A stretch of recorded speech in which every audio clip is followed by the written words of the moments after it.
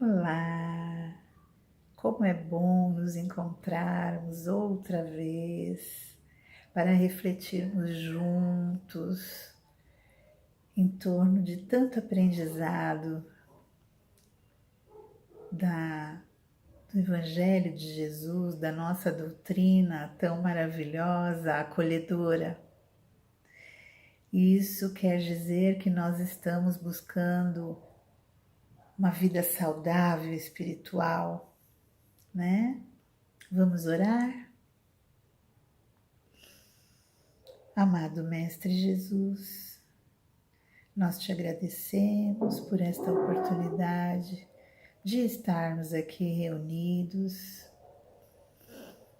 para refletirmos sobre mais uma lição do teu amado Evangelho, que possamos compreender, que possamos repensar, que possamos ter a força e a coragem para fazermos as mudanças necessárias em nossas vidas, no tempo certo e no momento em que despertamos. Que assim seja, graças a Deus, graças a Jesus. Pois é, hoje a nossa reflexão ela vai ser sobre o capítulo 17, Sede Perfeitos, o itemzinho número 4, que tem o título de Os Bons Espíritos. Eu vou ler só o trechinho inicial. O Espiritismo, bem compreendido e bem vivenciado, leva o homem a possuir as qualidades descritas para o homem de bem. Essas qualidades caracterizam o verdadeiro espírita, assim como o verdadeiro cristão, pois tanto um quanto o outro são a mesma coisa. O espiritismo não cria uma nova moral. Ele apenas facilita aos homens a compreensão e a prática da moral do Cristo. E ao invés de eu ler o item 4, eu vou ler alguns trechos deste livro, Vivendo o Evangelho, volume 2,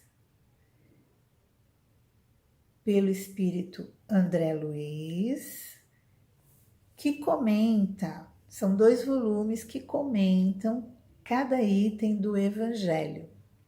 E eu vou ler, então, o item referente ao capítulo 17, o item 4, fragmentado, tá?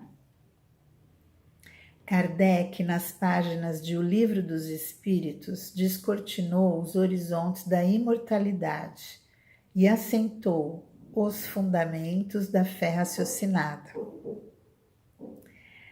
Nas considerações de O Livro dos Médiuns, desvendou a dimensão espiritual da vida e explicou o fenômeno mediúnico.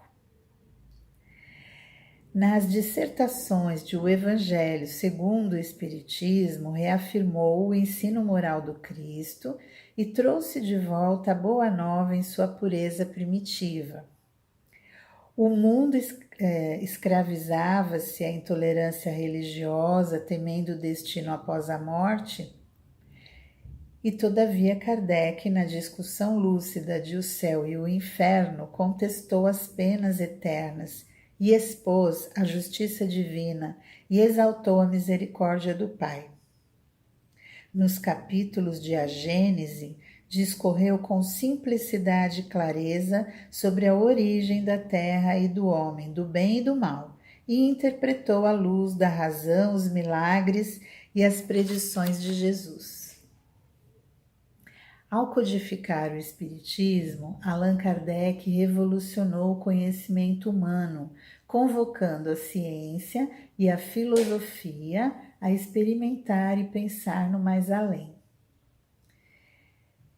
Enderecemos, pois, ao valoroso missionário de Lyon nossa mais profunda gratidão pelo bem que semeou em nosso caminho, abrindo-nos o coração para a fé inabalável na vida futura e dando-nos a certeza de que o sofrimento de hoje é o prenúncio de felicidade no amanhã. E essa reflexão me veio por conta da vontade de ajudar, né, um pouco as pessoas que eu escuto. Eu escuto colegas, amigos, nos grupos, né, familiar, enfim, pessoas que sabem que eu sou espírita, que eu estudo, que eu me dedico dentro das minhas possibilidades, mas sabem que isso para mim é fundamental. Então elas vêm e conversam das dificuldades íntimas que elas têm, muitas vezes, né?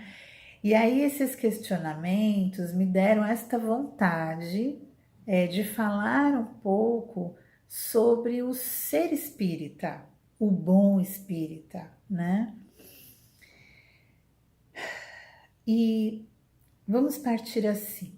Vamos reconhecer que nós pertencemos a uma numerosa comunidade dos diferentes, porque não há espíritas iguais, que pensam rigorosamente da mesma forma, que compreendem da mesma maneira, né? Tudo com relação à doutrina. A gente tem que lembrar que nem os apóstolos de Jesus pensavam igual sobre o mestre, né? Então, óbvio, cada um está num grau de evolução. A gente tem que partir disso também, né? E isso é a diversidade. E eu entendo que a diversidade, ela não é um problema, sabe? A diversidade, ela traz sentido, ela e riqueza à humanidade. Que bom que existe a diversidade na humanidade, né? Porque se temos a capacidade de ouvir o diferente, nós vamos aprender com ele, com as diferenças, né? Então, isso é muito bom. Kardec, nas suas obras, por isso eu fiz questão de ler, né, este item do livro, ele mostra a necessidade de termos o conhecimento, né? É importante só estudar? Não, né? A máxima da doutrina espírita é que fora da caridade não há salvação. Então significa que eu preciso estudar para construir em mim a convicção da fé raciocinada, né? E caminhar na contramão da maioria, na direção da porta estreita, né? No trabalho voluntário, ajudando de forma desinteressada a quem quer que seja. Bom, então, para isso acontecer, nós precisamos continuar estudando e praticando a caridade? Só isso? Não. Não é só isso. Por isso que no começo eu falei que é um despertar, né? E neste capítulo 17, o item 4, no final, ele diz assim: o verdadeiro espírita é reconhecido por sua transformação moral e pelos esforços que ele faz para dominar as suas más tendências. Ou seja, então nós podemos estudar, praticar a caridade, mas nós estamos trabalhando a transformação moral? Está acontecendo uma mudança de dentro para fora? Porque não é de fora para dentro, é de dentro para fora. Está acontecendo, né? O bom espírita, ele sempre conseguirá. Ele sempre conseguirá se tiver uma vontade firme e determinada. Ele vai conseguir de dentro para fora essa transformação, né? Estamos aqui por isso. Nós estamos nesta reencarnação. Nós reencarnamos para evoluir. E não há evolução sem a mudança. Não há. E não é aquilo que nós sabemos que faz a diferença. É aquilo que se faz com o que se sabe. A mudança nos causa muita resistência, aversão, porque nós não queremos sair da nossa zona de conforto. É complicado sair da zona de conforto. Nós não gostamos das mudanças, nós gostamos da rotina, nós gostamos da previsão, né? Aqui eu conheço o meu território, eu estou bem assim, eu sei como as coisas funcionam, entende? Nós somos assim, mas isso não nos permite evoluir. Isso não nos ajuda. Mudar é importante. Mudar é o verbo auxiliar, né? De evoluir. Evoluir sem mudança é impossível. Não é possível evoluir sem mudança. Você tem que mudar. E ser espírita no século XXI é muito diferente de ser um espírita no século XIX ou no século XX. É muito diferente. E não é na questão nem moral e ética, é na questão do tempo, da evolução, né? O cenário é outro, né? O cenário de hoje não é igual ao do século XIX, né? Os acontecimentos, a história é outra, enfim, as circunstâncias, os estilos são diferentes, porque nós estamos evoluindo. Então, é claro que não dá para ser hoje o espírita do século XIX, não é? Então, nós temos, assim, alguns desafios hoje que vale a pena a gente lembrar. O primeiro deles é em relação à tecnologia, não é? Os espíritas do século XXI, ele tem tanta informação, ele tem tanta coisa de boa qualidade, ele tem leituras de boa qualidade, sérias. Todas as obras da codificação já estão na internet. Você tem acesso a isso. Palestras maravilhosas, né? Enfim, obras seríssimas estão à nossa disposição. Agora, então, nesse isolamento, nessa quarentena, foi uma grande oportunidade para muitos de nós, né? Colocarmos em ordem aí as leituras, as pesquisas, conhecer um pouco mais, os horizontes se abrem, mas também a própria, a própria tecnologia que nos proporciona essas coisas maravilhosas, né? Isso eu estou falando só dentro da nossa doutrina. Ela também traz as coisas difíceis, que nos chama a atenção, a distração, ao isolamento,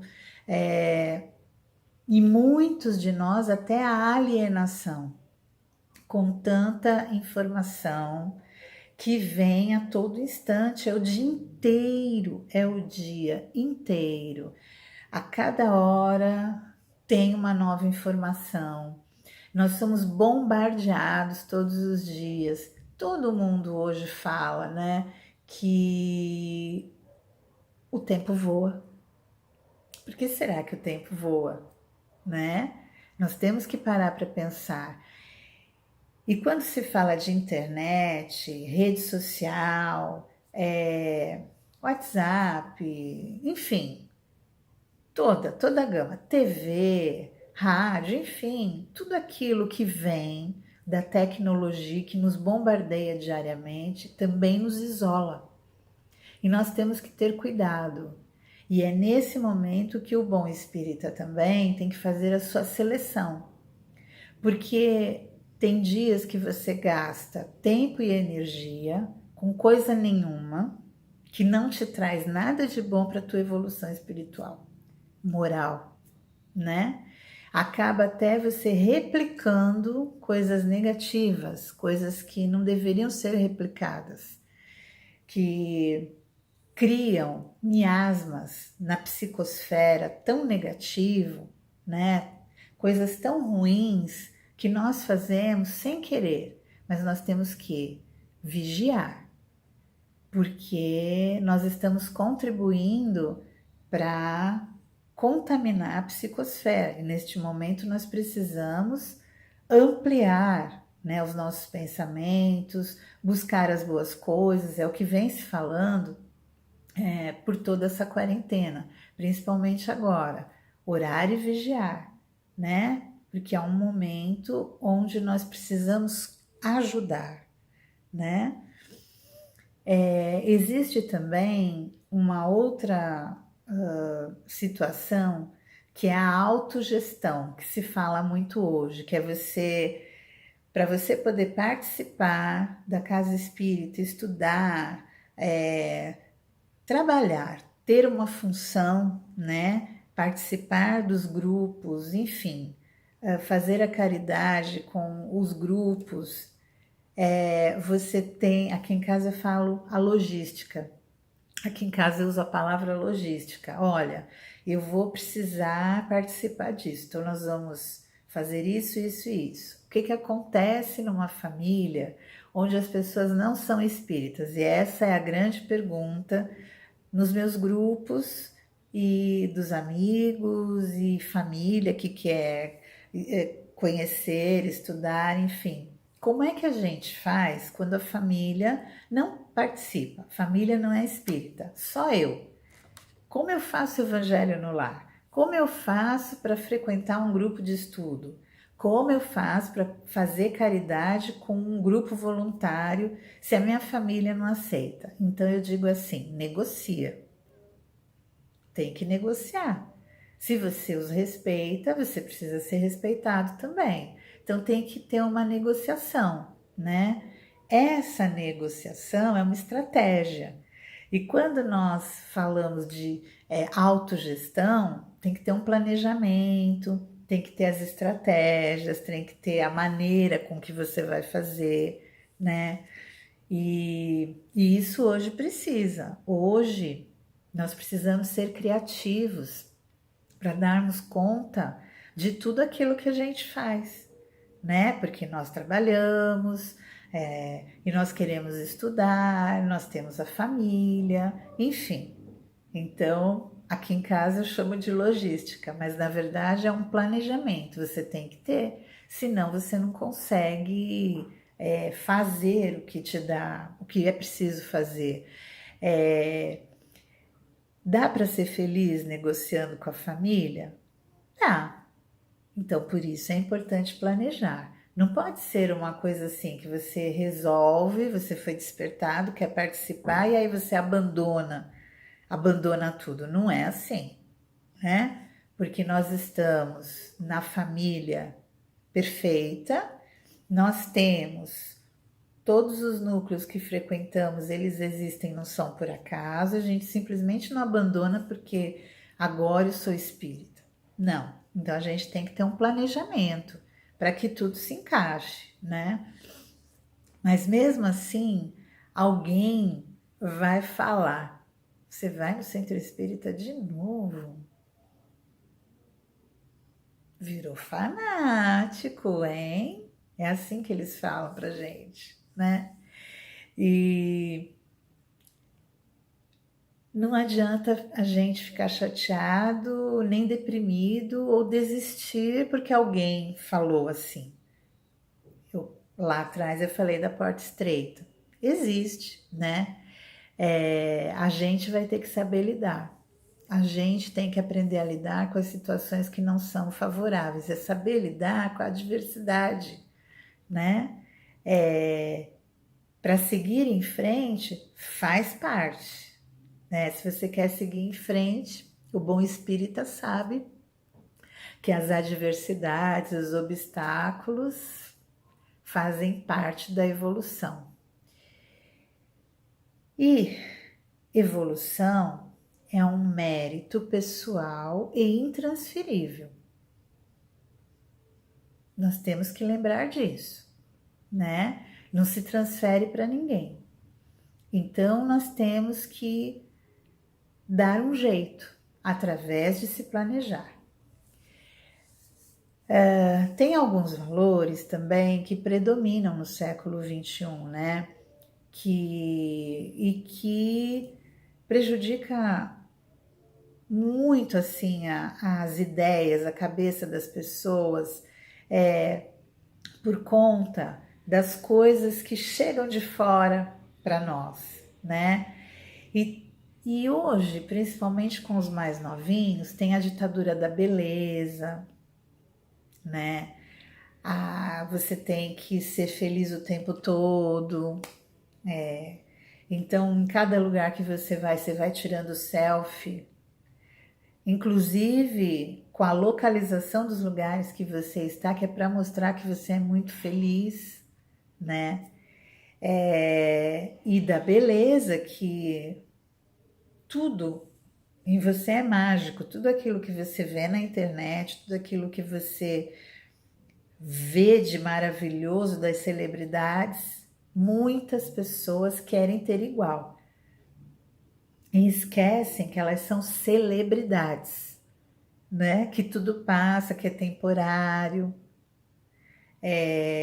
que elas precisam ter um determinado padrão de beleza para se apresentar. E as pessoas, muitas das pessoas querem seguir, né? Elas vão, inclusive, para os cabeleireiros, para lojas e tal, e dizendo assim: eu quero igual ao fulano de tal, a fulana de tal, eu quero igual, né? E muitas pessoas que sofrem hoje, elas sofrem porque elas não conseguem ter aquilo, fazer igual, né?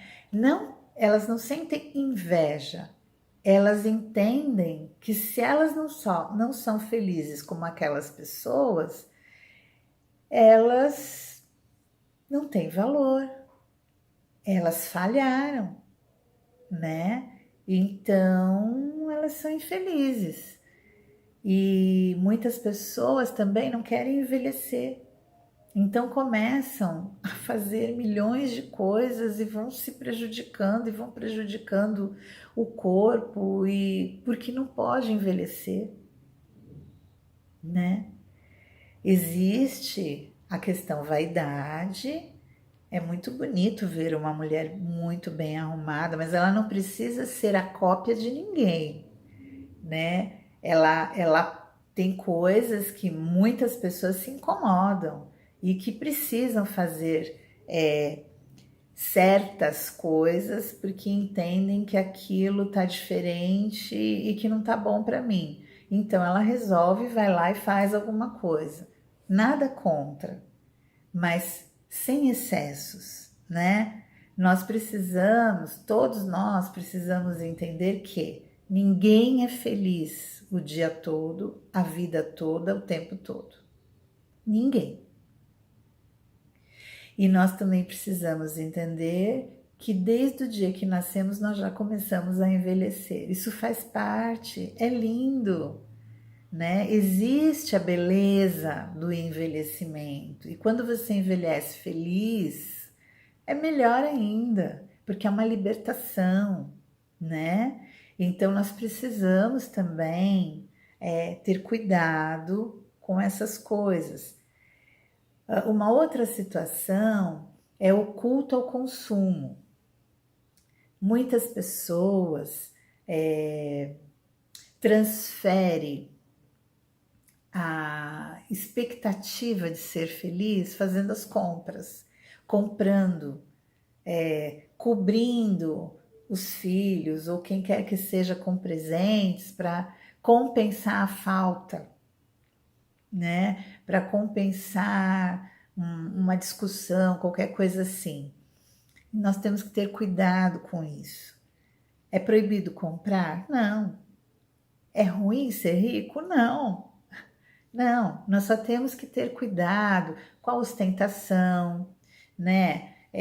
Não passar do limite que eu posso, porque para não me prejudicar. E algumas pessoas, elas ficam meio que reféns disso tudo. Então, tanto a necessidade de ser feliz, a proibição de envelhecer e o culto ao consumo são armadilhas existenciais e nós temos que ter cuidado com essas armadilhas, certo? O bom espírita precisa orar e vigiar.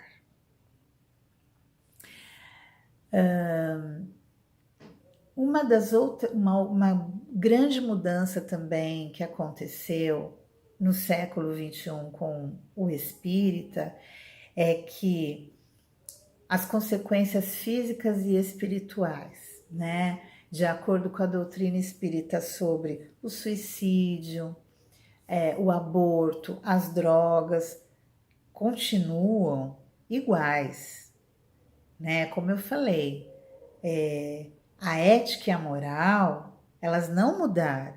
O que muda é o cenário. E com a mudança do cenário, o que acontece? Nós, hoje, os bons espíritas, eles, quando recebem essas pessoas no atendimento fraterno, para uma conversa que seja, enfim, quando os bons espíritas são procurados hoje por essas pessoas nas casas espíritas, nós não podemos mais julgar. Essas pessoas não são mais julgadas. Essas pessoas são acolhidas como sempre foram e orientadas. Hoje, o espírita, ele estende a mão. Ele estende a mão e acolhe. Ele não julga. Porém, ele é firme em tudo que a doutrina esclarece sobre esses grandes problemas da humanidade. Entende?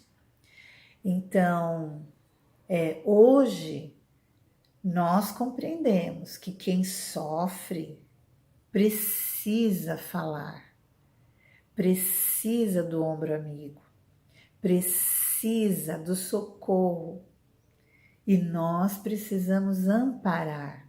Tanto que hoje existem grandes centros espíritas, né? Com muito assim, com um poder, né? De grandes pessoas que se uniram, que se juntaram e que, por exemplo, a gente sabe a mulher que abortou, que não tem como cuidar daquela criança, por exemplo, né? Porque o pai da criança abandonou e a família nem sonho quer saber daquela pessoa que engravidou de um desconhecido e bota para fora de casa. E essas mulheres, em alguns lugares do Brasil, têm casas espíritas que têm condições, inclusive, de adotar a criança, de fornecer trabalho para aquela mulher, né? Amparo psicológico e dar condições dela continuar, iniciar uma vida. Isso existem 2 grandes centros no Brasil que fazem isso, né? E com louvor, graças a Deus que existem, assim como existem com grandes dificuldades aqui em Santos, os mensageiros da luz. Não acolhem nossos irmãos, né? Com paralisia cerebral. E existem muitos grandes centros que podem acolher. Nós, humildemente, hoje, nós temos que estender a mão e ajudar da melhor maneira, sem julgamento, né? E, se possível for, encaminhar para especialistas que possam ajudar também. Porque Jesus não discriminou ninguém, né? Jesus não discriminou quem quer que fosse. Então, dentro das possibilidades, nós precisamos ajudar o espiritismo. Ele é uma ferramenta para ajudar o equilíbrio, no equilíbrio, né? Então, nós podemos estender a mão e hoje, no século XXI, isso é possível, né? E os nossos jovens, né? Hoje, os jovens na casa espírita, eles não são mais coadjuvantes, não é? Hoje, os jovens são protagonistas. Eles precisam hoje participar dos trabalhos da casa espírita. Hoje, se possível, participar das palestras, né? Em casas espíritas. Não ficar só fechadinho no núcleo da juventude. Ele precisa participar.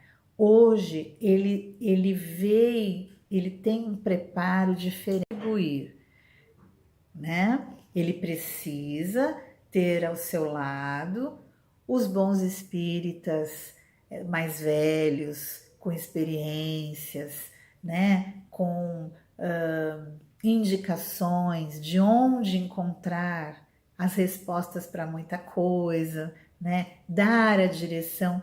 Mas hoje o jovem ele vem para contribuir e nós precisamos também abrir espaço para eles, né?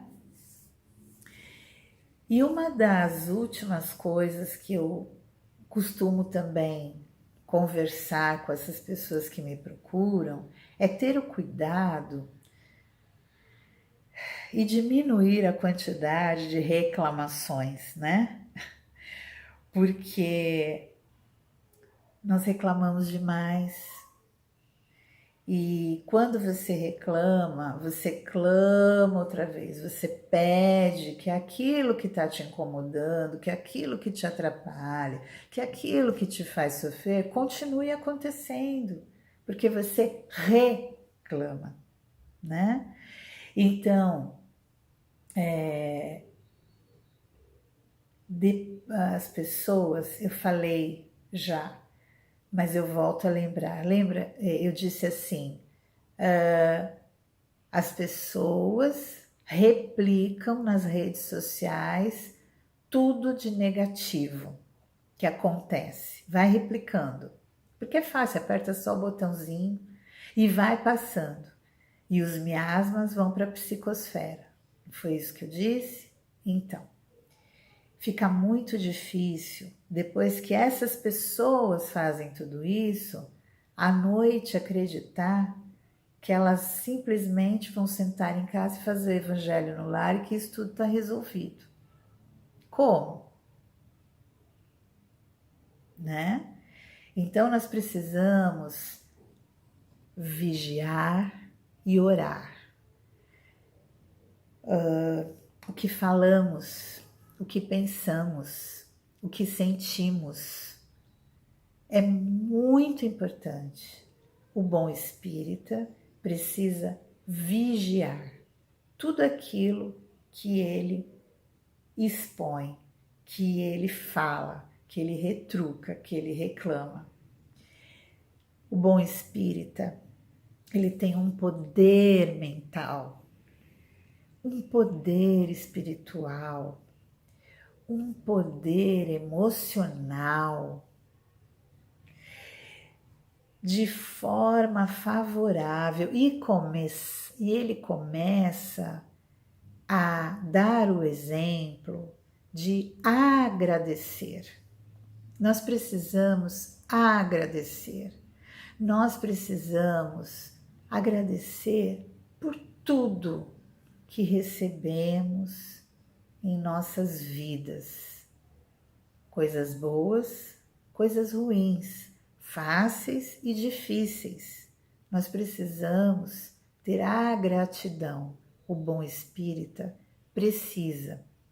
Esses bons pensamentos que eu falei, essas boas emoções, essa psicosfera positiva são as vibrações. E isso todos nós temos e podemos, desde que vigiemos, né? A regeneração tão falada, ela começa no indivíduo, em cada um de nós, de dentro para fora, né? Então, o evangelho começa em mim, a paz começa em mim. Eu não posso esperar pelo outro, é em mim. Lembra? Planeje, pense como você pode participar de tudo isso sem abrir mão da família, sem abandonar as boas coisas. Não é isso que se pede, mas que você consiga a estratégia, que tudo se acomode, e tudo ao seu tempo se acomoda, né? Por sermos filhos de Deus, espíritos imortais, nós não conseguimos viver sem fazer o bem. Somos filhos de Deus. Não podemos viver sem fazer o bem. Então, o bem, ele traz a consolação, ele traz a esperança, ele traz o verdadeiro caminho para o progresso espiritual. Para nós e para todos que estão no nosso radar, que estão próximos de nós, né? E todos nós podemos fazer a diferença por um mundo melhor. Por tudo isso que eu trouxe para essa reflexão. O mais importante de tudo é que nós precisamos da ética, da boa moral, fazer o bem, que tenhamos menos egoísmo e que tenhamos a tão necessidade de sermos fraternos, a fraternidade, a solidariedade. Isso é nosso, é do bom espírita. Mas todo homem de bem, toda mulher de bem, que se transforma moralmente, que pratica caridade, que tem tudo isso dentro de si, não importa a religião, não importa o dogma, a doutrina, a filosofia, desde que você se transforme no homem e na mulher de bem, que você pratique a caridade, que você se transforme de dentro para fora. Isso é o que é importante, é isso que vale. E para nós, espíritas, nós precisamos seguir adiante com todas as obras do nosso Allan Kardec como base, que é a base, né? É o Consolador, é a doutrina maravilhosa que nos ampara. Então, aqui eu encerro esse nosso bate-papo e essa nossa reflexão, que ela tenha servido para todas as pessoas que já me procuraram nas conversas e que, enfim, todos nós, né? Todos nós, espíritas que temos familiares, amigos, colegas no trabalho, nos grupos que frequentamos, quando percebem que nós trabalhamos, que fazemos uma série de coisas, às vezes eles perguntam, mas de novo, como é que você aguenta, né? E é com um grande amor, é com muito prazer, porque é de dentro para fora, né? E eu entendo que isso não só beneficia a minha família, mas como eu recebo muito amor, eu recebo muita força, e é desse trabalho, e é desse querer aprender, não é? De você querer fazer o bem ao próximo e praticar a caridade, que você encontra a força, a coragem, a fé raciocinada, tudo isso só te fortalece. Gratidão.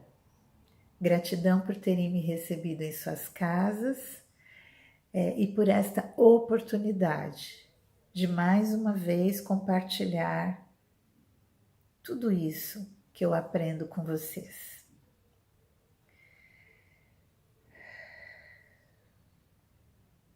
Deus nosso Pai, Jesus, nosso modelo e guia, nosso irmão, que nos transforma através das suas maravilhosas lições.